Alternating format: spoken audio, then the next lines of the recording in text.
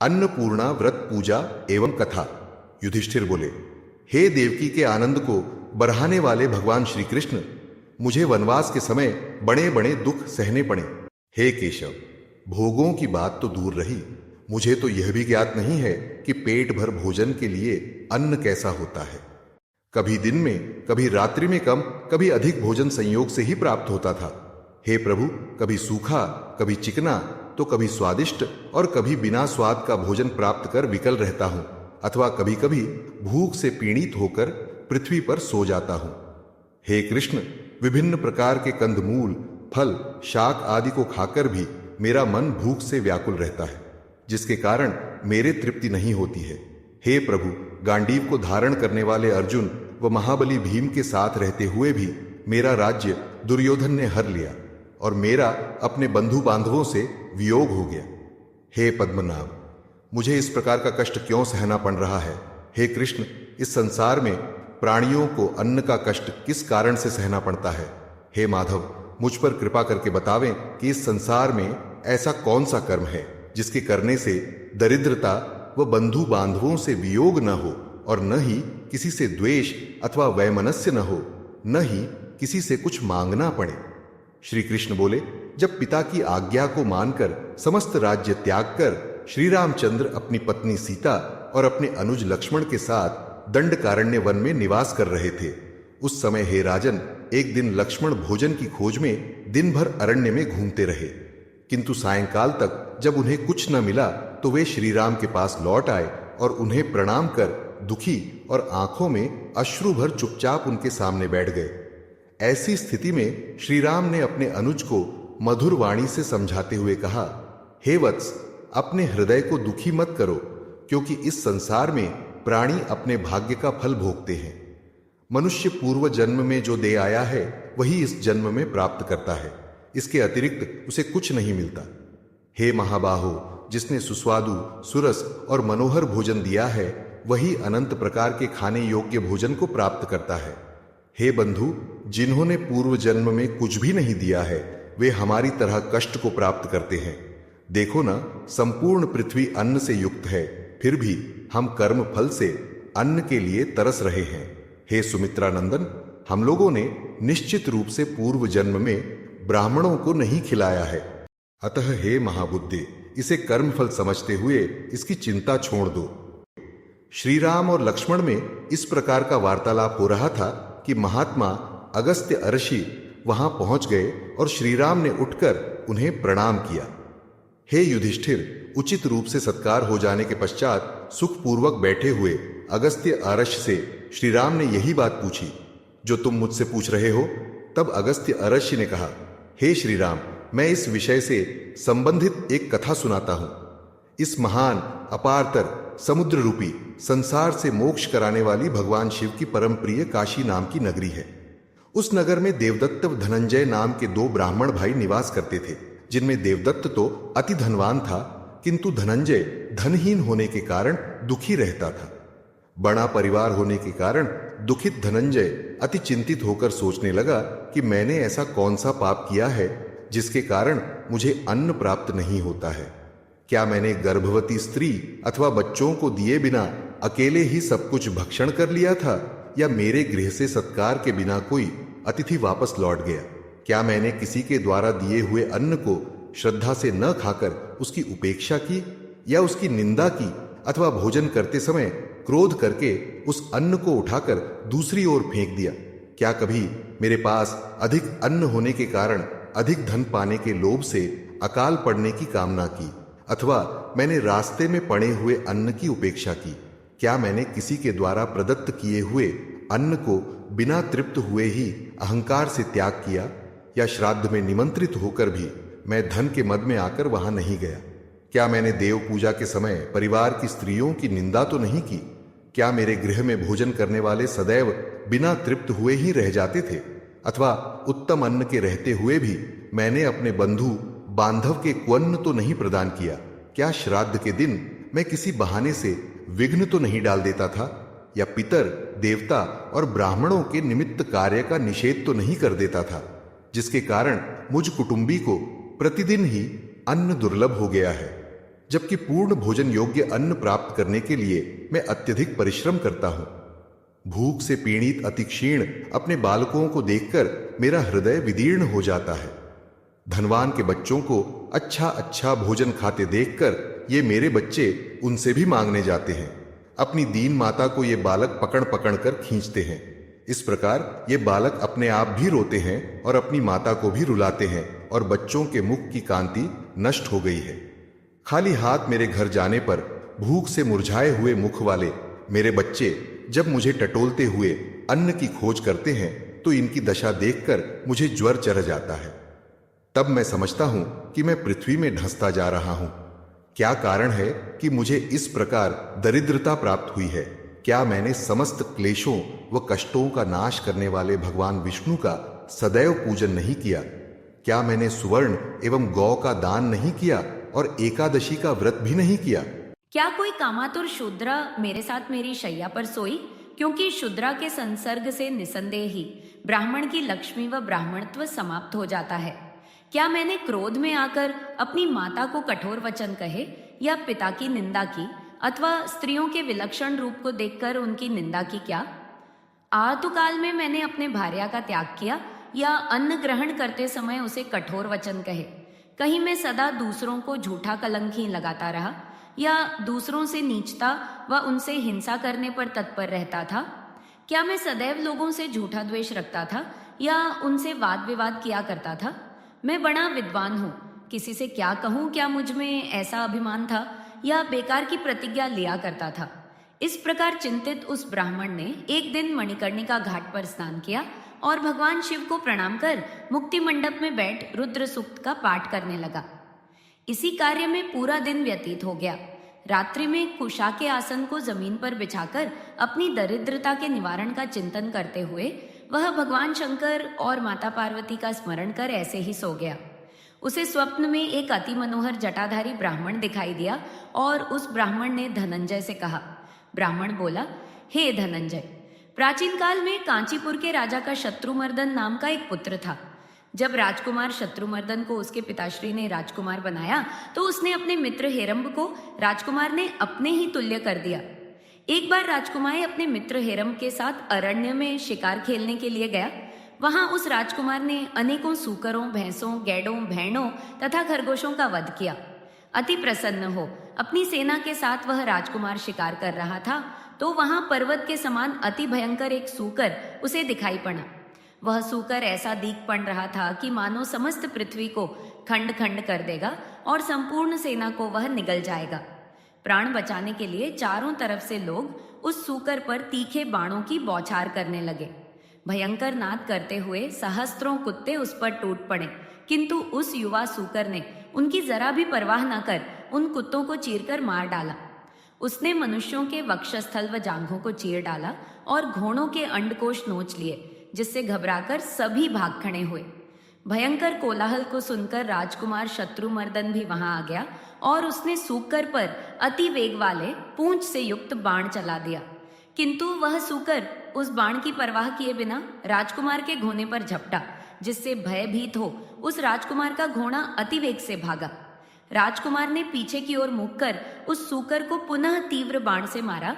राजकुमार शत्रुमर्दन के इस शस्त्र से घायल हो वह सूकर भाग गया। तभी राजकुमार ने तेज धार वाले खड्ग के साथ उस सूकर का पीछा किया। जिस गति से वह सूकर भाग रहा था उसी गति से उसका पीछा अति तीव्र गति के घोड़े के बिना नहीं किया जा सकता था। अकेला हेरंब ही राजकुमार शत्रुमर्दन के पीछे गया। इसका कारण यह था कि उसका घोड़ा भी राजकुमार के घोड़े के सदृश गति वाला था। राजकुमार ने लगभग 100 योजन की दूरी पर जाकर उस सूकर को मार डाला तथा घोड़े से उतरकर उसकी कसी हुई जीन को खोलकर उस घोड़े को भ्रमण करवाने लगा। इसी बीच हेरंब वहां आ गया और घोड़े से उतरकर उसने शत्रुमर्दन के घोड़े को पकड़ लिया। कुछ क्षण विश्राम करने के उपरांत भूख प्यास से व्याकुल उन दोनों वीरों ने कुश व समिधा के संचय के लिए जाते हुए किन्हीं मुनि से जल के लिए पूछा। मुनि उन्हें अपने आश्रम पर ले गए और वहां उन्होंने अपनी थकान को दूर किया।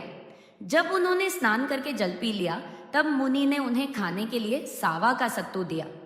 उच्च वृत्ति से प्राप्त और पितरों, देवताओं व अग्नि को अर्पित करने के पश्चात उस बचे हुए सत्तू को प्राप्त कर बुद्धिमान राजकुमार अति प्रसन्न होकर हृदय से उसका भक्षण करने लगा। किंतु वह राजकुमार का मित्र हेरम, जिसने कुछ दिन पूर्व ही विशाल संपत्ति प्राप्त की, जिसके कारण वह अति गर्वित हो चुका था, ज्यों ही उस सत्तू को खाने बैठा तो उसने अपनी नाक भौं को सिकोड़कर उस सत्तू की निंदा करते हुए थोड़ा सा खाया और कहा कि इसमें स्वाद नहीं है, और उस सत्तू को धरती पर बिखेरने लगा। अंत में उस मूर्ख ने उस सत्तू को छोड़ दिया, किंतु राजकुमार शत्रुमर्दन ने धरती पर बिखरे हुए सत्तू को उठाकर खा लिया। इतना ही नहीं, बचे हुए सत्तू को जल में घोलकर वह पी भी गया। इसके पश्चात विश्राम कर मुनि से जाने की आज्ञा मांगी। इस प्रकार राजकुमार अपने मित्र हेरम्ब के साथ अपने नगर आ पहुंचा। इतना कहकर जटाधारी ब्राह्मण ने कहा कि जो तुम्हारा भाई देवदत्त है वही उस जन्म में राजकुमार था। उसने जो धन धान्य से युक्त होकर कण कण के द्वारा निर्मित मुनि से दिए गए सत्तू का उपयोग करने से काशी नगरी में जन्म लिया, तथा कण कण से निर्मित मुनि के द्वारा दिए गए उसी सत्तू के अनादर को दोष से वही हेरम्ब तुम देवदत्त नाम के ब्राह्मण हो, जो अति दरिद्र होकर इस पृथ्वी पर इधर उधर घूम रहे हो। इस प्रकार जो लोग अन्न का अनादर करते हैं वे सदैव दरिद्र रहते हैं। उन्हें कभी भरपेट अन्न नहीं प्राप्त होता है और वे हमेशा दुखी रहते हैं। इसलिए बुद्धिमान मनुष्य को बिना स्वाद के अन्न को भी अमृत की तरह ग्रहण करना चाहिए तथा ब्राह्मण को प्रतिदिन अत्यंत अच्छे अन्न का दान देना चाहिए। इसलिए हे ब्राह्मण, तुम श्रद्धा से अति उत्तम अन्नपूर्णा का व्रत करो। ऐसा करने से तुम्हें अन्न का दुख कभी ना होगा तथा अच्छी लोगों से तिरस्कृत भी ना होंगे। स्वप्न में किसी ब्राह्मण के द्वारा कही गई इस बात को सुनकर उस ब्राह्मण की नींद उचट गई और यह व्रत करने को उत्सुक हो गया। वह वृद्धों से और धार्मिक जनों से अन्नपूर्णा व्रत के विषय में मालूम करने लगा तथा अनेक ग्रंथों में अन्नपूर्णा व्रत का पता लगाने लगा, किंतु कहीं भी उसे अन्नपूर्णा व्रत की विधि प्राप्त नहीं हुई। अन्नपूर्णा व्रत की विधि पता लगाने की उत्सुकता से वह ब्राह्मण पृथ्वी पर इधर उधर भ्रमण करने लगा। इस प्रकार अनेक तीर्थों का विचरण करते हुए वह आसाम की ओर गया। उसने बड़ी श्रद्धा से भगवती कामाख्या का पूजन किया और उसी स्थान पर तालाब के उत्तरी तट पर, जहां अनेक प्रकार के वृक्ष थे, इधर उधर घूमने लगा। वहां पर उसने दिव्य रेशमी वस्त्र धारण की हुई अति सुंदर नेत्रों से युक्त स्त्री समूह को देखा, जो भगवती कामाख्या की पूजा कर रही थी। उनके निकट जाकर उस ब्राह्मण ने विनय के साथ पूछा, हे साध्वी देवियों, यह आप कौन सा व्रत कर रही है? इस व्रत की क्या विधि है? इसका क्या फल है? और यह उत्तमोत्तम व्रत किस समय किया जाता है? तब उन स्त्रियों ने कहा, हे विप्र श्रद्धा व भक्ति से अपने हृदय को एकाग्र कर ध्यान से सुनो। सच्चिदानंद परमेश्वर की जो शक्ति है तथा एक रूपा होते हुए भी अनेकानेक रूपों में विद्यमान है, जिसने यह संपूर्ण संसार बनाया है, इस समस्त चराचर जगत को शिव शक्तिमय समझो। जो शिव हैं वही विश्वेश्वर, और जो उनकी शक्ति वही विश्वेश्वरी पार्वती है। वही शक्ति जब सृष्टि रचती है तो माया पालन करती है, जब संहार करती है तो कालरात्रि के नाम से प्रसिद्ध होती है। उसी अन्नपूर्णा भगवती का सभी प्रकार के शुभ फल प्रदान करने वाला यह उत्तमोत्तम व्रत है। यहाँ पर पूजा करने वाली स्त्रियों ने उस धनंजय से कहने कहा, जिनको इस व्रत के फल में संदेह हो तथा जिसे देवता और गुरुवचनों में श्रद्धा न हो, उनको यह व्रत न करना चाहिए। जो भक्ति तथा श्रद्धा से रहित हो, नास्तिक हो, वित्ता को निगूहन करने वाला शठ हो, उससे यह व्रत कदापि नहीं कहना चाहिए। जिसे देवता और गुरुवचनों में श्रद्धा हो, जो पिता का भक्त और ज्ञानी हो, उसी से यह व्रत कहना चाहिए। उन स्त्रियों के द्वारा अन्नपूर्णा व्रत को सुनकर धनंजय अति ही प्रसन्न हुआ और अपने जन्म को कृतार्थ समझकर उसने स्त्री समूह को प्रणाम किया। फिर अन्नपूर्णा का व्रत करने लगा। वह इस व्रत को करके अपने घर काशी में गया। उसकी लक्ष्मी प्रतिदिन बढ़ने लगी। मदमस्त हाथी व घोड़ों से उसका घर सुशोभित हो रहा था। उसके घर में स्वर्ण की सीढ़ियां हो गई, जिनके नेत्र कमल के तुल्य सुशोभित हो रहे थे तथा गले में सोने का आभूषण सुशोभित हो रहा था, जो सुंदर वस्त्र धारण किए हुई थी। ऐसी अनेकानेक दासियों से उसका घर सुशोभित हो गया। 1 वर्ष के भीतर ही वह केबिर के समान धनवान हो गया और राजकुमारों के सदृश उसके नौकर घर में घूमने लगे। वह ब्राह्मण भी युवा हो गया। उसने अपना दूसरा विवाह कर लिया। प्रथम विवाह वाली स्त्री से दूसरे सुंदर समलंकृत घर में अपनी स्त्री से विषय भोग करने लगा। एक समय उस ब्राह्मण ने अपनी बद्धी पत्नी के घर निवास किया और मार्गशीर्ष कृष्ण पंचमी को उसने अन्नपूर्णा व्रत के निमित्त हाथ में डोरे को बांधा। फिर भोजन कर वह अपनी दूसरी पत्नी के घर गया और दूध के समान स्वच्छ शैया पर कामातुर हो अपनी स्त्री से संभोग करने लगा। उसकी पत्नी चंचल स्त्री स्वभाव के कारण ने अनेक प्रकार से आमोद प्रमोद के साथ रमण करते हुए उसके हाथ में बंधे हुए डोरे को देख लिया और समझ गई कि मेरी सौत ने वश में करने के लिए इस डोरे को बांधा है। इसी आशंका से उसने ब्राह्मण के हाथ में बंधे हुए उस डोरे को छीनकर दासी के द्वारा आग में जलवा दिया। काम के आवेश में रहने के वशीभूत उस ब्राह्मण को इस बात का पता नहीं हुआ। फिर दूसरे दिन उस ब्राह्मण ने अन्नपूर्णा की कथा के समय अपने दासों से डोरे के विषय में पूछा। जब किसी ने कुछ नहीं बताया तब उस ब्राह्मण ने एक दूसरा डोरा अपने दाएं हाथ में बांध लिया। पूर्व डोरे को अग्नि में जला देने के कारण उस ब्राह्मण की लक्ष्मी वर्ष के भीतर नष्ट हो गया और वह धनंजय पूर्व की तरह दरिद्र हो गया। उसे कहीं भिक्षा भी न मिलती थी। वह विचलित हो उठा और विचार करने लगा कि मेरे डोरे को किसने चुरा लिया। जिस दिन से मेरा डोरा नष्ट हुआ उसी दिन से मुझे दरिद्रता ने घेर लिया है। यद्यपि मैं भगवती का व्रत कर रहा हूँ फिर भी मुझे फल नहीं होता। इसका क्या कारण है? पहले जब मैं दरिद्र था तो भिक्षा भी मिल जाती थी, पर इस बार की दरिद्रता में तो मुझे भिक्षा भी नहीं मिलती है। अब मैं इसका कारण किससे पूछूं कि मेरी लक्ष्मी क्यों नष्ट हो गई? इसलिए जो हो मैं पुनः उसी देश में चलूं और उस स्त्रियों से इसका कारण पूछूं। ऐसा विचार कर वह ब्राह्मण उस कामाख्या नगरी को पुनः गया जहां उसे यह व्रत प्राप्त हुआ था। वहां जाने पर न तो वह नगर दिखाई पड़ा और न वे स्त्रियां ही दिखाई पड़ी। केवल घनघोर पहाड़ और जंगल ही वहां उसे दिखाई पड़ा। पक्षी भी वहां दिखाई नहीं पड़ते थे। मनुष्य की बात तो दूर रही। वह ब्राह्मण चिंता करता हुआ उस घनघोर वन में अकेले भ्रमण करने लगा। वह विचार करने लगा कि जिस पापी ने मेरे हाथ का डोरा ले लिया और मेरे व्रत का विघटन किया उसे क्या लाभ हुआ? वह सुंदर नगरी कहाँ है? वह देवता व देवालय भी नहीं दिखाई पड़ बेच रहा है। निश्चय ही यह मेरे भाग्य का ही दोष है कि विधाता ने सब कुछ नष्ट कर दिया। हाय हाय, मैं भाग्य रहित हूँ। केवल दुख पाने के लिए ही स्वर्ग से पृथ्वी पर आया हूँ, अतः केवल कष्ट सहने के लिए ही प्राणों को धारण नहीं करूंगा। ऐसा विचार कर वह धनंजय सामने के कुएं में मरने की इच्छा से कूद पड़ा। उस कुएं में गिरने से उसे कोई चोट तो नहीं लगी, किंतु एक प्रकाश दिखाई पड़ा। वह उसी रास्ते से जाकर एक उत्तम प्रदेश में पहुंच गया जो अनेक लताओं से परिपूर्ण था और जिसमें अनेक जंगली जंतु घूम रहे थे। उस प्रदेश में मयूर नाच रहे थे। सुंदर पर्वत श्रेणियों से वह विराजमान था। मतवाली कोकिल बोल रही थी और भौरों का गुंजार कर रहा था। फलों से लदे हुए अनेक प्रकार के वृक्षों से और कदली दलों से वह प्रदेश अति सुशोभित हो रहा था। यह देखकर ब्राह्मण आश्चर्य में डूब गया। फिर उसने समुद्र के तुल्य विशाल एक सरोवर देखा जिसमें कमल खिले हुए थे। हंस, चक्रवाक तथा बत्तख से वह अति सुहावना प्रतीत लग रहा था। बड़ी बड़ी मछलियों के पूंछ के आघात से उठे हुए जल बिंदुओं से वह आकाश के तारागणों को क्षुब्ध कर देता था। वह तरंग से संस्पृष्ट वायु से गगन को छू रहा था। उसी तालाब के दूसरे किनारे पर उस ब्राह्मण ने अति मधुर गाना सुना। षड्ज, गांधार, औष्प स्वरों में गाया जाने वाला वह गीत बड़ा आकर्षक था। धीरे धीरे उस गाने का पता लगाता हुआ वह ब्राह्मण स्फटिक मणि से निर्मित अति समृद्ध एक भवन के पास पहुंचा। उसमें विद्रुम मणि की सीर ही लगी हुई थी। उस सुंदर भवन के चारों ओर दरवाजा था। वह ब्राह्मण बेरोक टोक उस भवन में गया और उसने मणि से बने एक मंडप को देखा, जिस मंडप के मध्य में स्फटिक मणि के समान देदीप्यमान अत्यंत तेजस्वी एक पुरुष नाच रहा था। वह पुरुष सूर्य की अनेक मणियों से सुशोभित था। उसके मस्तक पर चंद्रमा विराजमान थे और वह जटा धारण किए हुए था। उसके 3 नेत्र से अग्नि की ज्वाला निकल रही थी। अनेक प्रकार के आकार वाले पुरुष उसके साथ गाना गा रहे थे। उसके आगे रत्न के सिंहासन पर दिव्य आभरण से विभूषित अति सुंदर एक युवती स्त्री बैठी थी। कपूर, इलायची तथा लवंग से युक्त पान से उसका मुख सुशोभित था। उसका शरीर बंदूक पुष्प के समान रक्त वर्ण का था।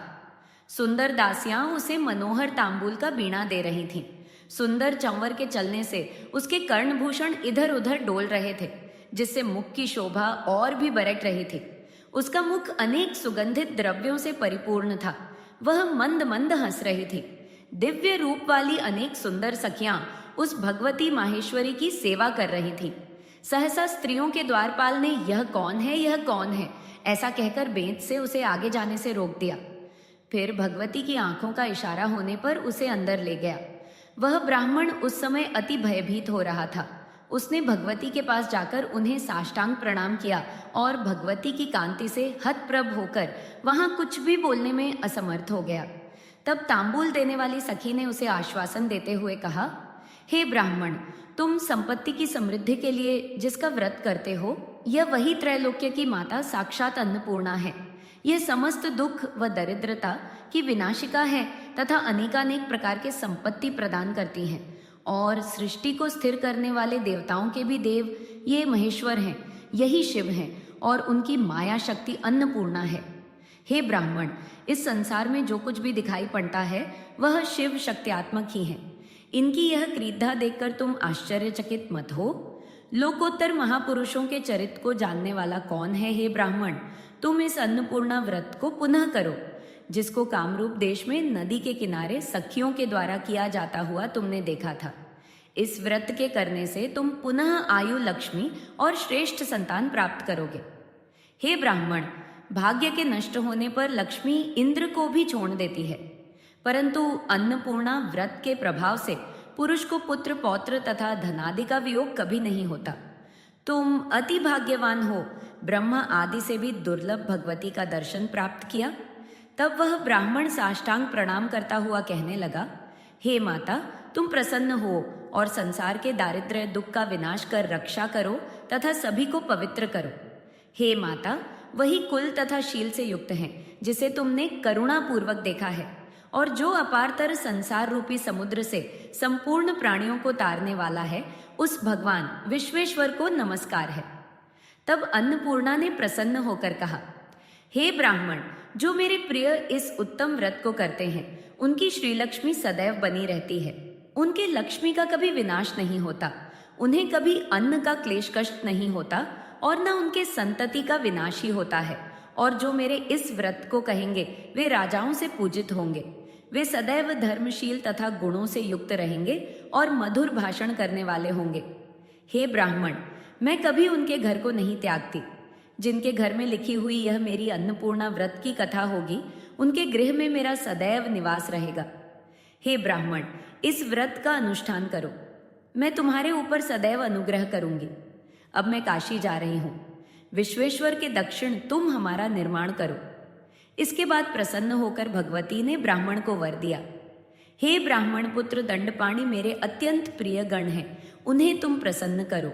वे प्रसन्न होने पर सबको अन्न प्रदान करेंगे और जो लोग अन्नपूर्णा के इस उत्तम व्रत का अनुष्ठान करेंगे वे इस लोक में धन धान्य से पूर्ण होंगे तथा अंत में उन्हें शिवलोक प्राप्त होगा। हे धनंजय, अंत में तुम काशी में जाकर मेरे गण होगे तथा तुम्हारी स्त्री पार्वती सदृश होगी। तदुपरांत वह ब्राह्मण भगवती पार्वती और भगवान शिव को प्रणाम कर काशी चला गया और वहां जाकर उसने कल्याण को देने वाला अन्नपूर्णा व्रत किया।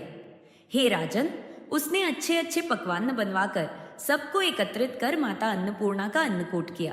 इतनी कथा सुनाकर भगवान कृष्ण ने युधिष्ठिर से कहा, हे राजन, व्रतों में सर्वोपरि इस अन्नपूर्णा व्रत को करके श्री रामचंद्र जी ने भी पुनः अपनी राज्य संपत्ति प्राप्त की थी।